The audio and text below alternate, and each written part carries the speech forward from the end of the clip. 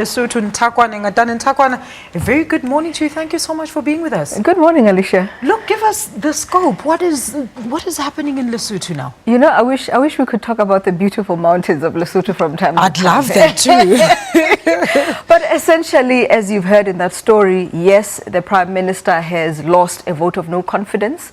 But the numbers were not said because the vote didn't get to that. The Speaker only did an yay or nay vote in the National Assembly. Yeah. And overwhelmingly, the opposition then voted. Of course, they had intended to do that. And the opposition, of course, contains a party that split from his Democratic Congress, as well as the biggest opposition, the Basotho Convention, the Basotho National Party, and the Reform Congress of Lesotho. And they have voted that they want the Prime Minister and the government to step down so that they form a government of national unity. So that's what has transpired this past week. But Ntakwana, now they've been given 3 days to do so. This 3 days lasts until when? When is the deadline? Well, our understanding is that it is a solid 72 hours. In other words, it doesn't matter whether after the announcement of the election. After the announcement of the vote of no confidence, which was done by the Speaker. But other people say that it is the time that the Speaker goes to His Majesty the King to inform him, which we understand was first thing Thursday morning. But of course, others say that the 3 days is the period that the Prime Minister has given to go to the King, which he has already done.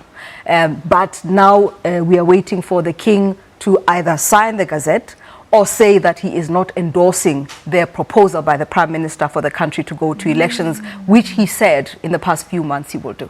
My goodness, but let's talk about this Moleleki. Who exactly is he, Ntakwana? Moleleki has been groomed in the Congress movements in Lesotho, all the way from the Basotho Land Congress Party, which split into the Lesotho Congress for Democracy, which Mosisili led until he broke away to form the Democratic Congress with Munyane Moleleki as a deputy leader. Now, he has been the deputy leader of the Democratic Congress since 2012.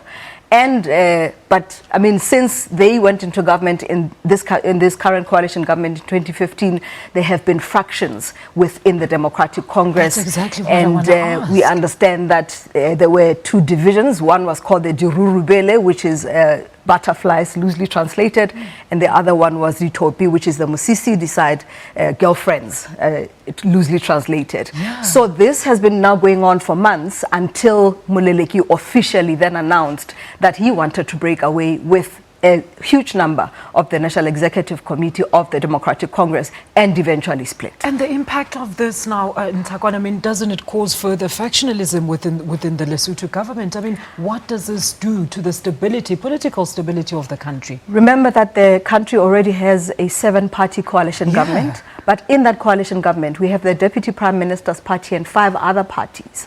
Now, what we've seen with this motion of no confidence is that they are still backing the Prime Minister. They have not vocally come out to say that they're still backing the government, but they have not come out to say they're backing the opposition either. But in terms of the situation on the ground, of course, you will find that the politicians are more focused on getting their constituencies to back them in what they are doing. But the biggest conundrum at this point in time is the interpretation of the Constitution itself, because the government is saying that where it is concerned, the Prime Minister now has the prerogative and His Majesty the King must listen to what the Prime Minister is proposing. In other words, His Majesty the King does not have the right to refuse the proposal of His Majesty. But the opposition is saying the Constitution gives His Majesty the King the power to refuse that proposal. So the next 24 hours are crucial, because when that Gazette comes out, or if it comes out, it will then say whether indeed the one side was right or the other was wrong. Ntakwane, we saw leaders like Thomas Thabane coming to South Africa seeking refuge here when this whole debacle actually started a couple of years ago. Are we not slowly moving backwards towards that? And where is, of course, the security organ that is dealing with this matter, particularly Deputy President Cyril Ramaphosa in the matter? Deputy President Cyril Ramaphosa was last in Lesotho when the exiled opposition leaders returned to Lesotho on the 12th of February.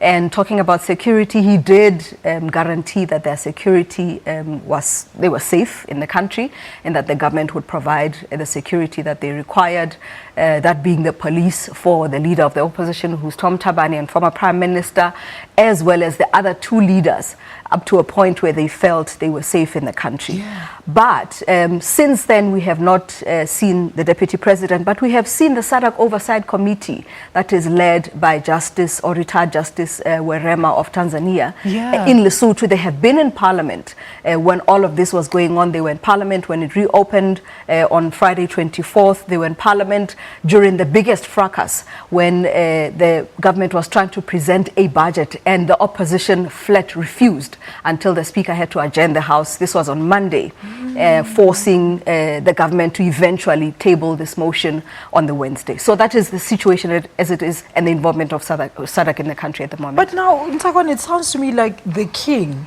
officially has a very crucial role in this, because he determines in the outcome of whether or good or bad actually happens. But how do we then gauge the king's stance in the matter in terms of how he might possibly rule? Well, as I say, at this point in time, the interpretation of the Constitution is anybody's guess. Yeah. The opposition wants us to believe, and this is their stand, that in fact the government is misleading the people by saying that His Majesty the King must take the advice of the Prime Minister. But the government and both sides are quoting sections of the Constitution. That's the thing. That say that, or that support what they're saying.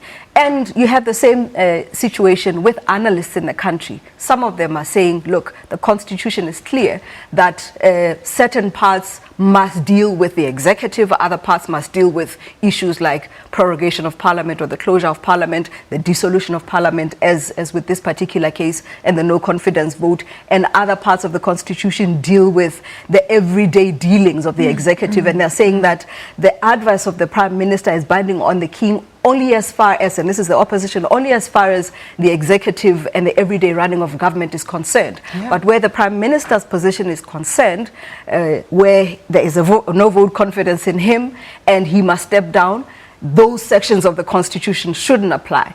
But the Attorney General advises the government that in fact it does, that His Majesty the King, regardless of what advice it is, he must take it. And if he doesn't take it, the Prime Minister or the government can go ahead, and that action will be taken to be the action of the king. You know, this is all very confusing. In Ntakwana, you have to be a Mosotho to probably understand the inner workings of the Lesotho constitution. But yes, what are people saying on the ground now, being drawn back to that uncertainty of not knowing who is the new government, if it's going to be a smooth transition, yeah, and what happens afterwards? I mean, what is the word on the ground? Interestingly, when you talk, even captains of business, heads of banks in Lesotho are in the same situation as ordinary people, because you have the two sides coming to them and saying, you know, you must talk to us because we are the next government, and these ones saying, well, forget those people because we are staying in government. So this tells you the effect that it has not only on ordinary people but on the economy as well. We see people who would intend to go to Lesotho holding back and saying, look, let's wait for things to blow over and see who goes into government, because of course that determines a lot the stability of the country. So that is really where Lesotho is at the moment. Ntakwana, thank you so much for coming in studio. We'll definitely get more updates from you about the saga that is currently unfolding in Lesotho. Ntakwana says in 72 hours there should be an outright decision by the king in terms of what that decision is to be on the new prime minister. Let's take a quick ad break. More news after that.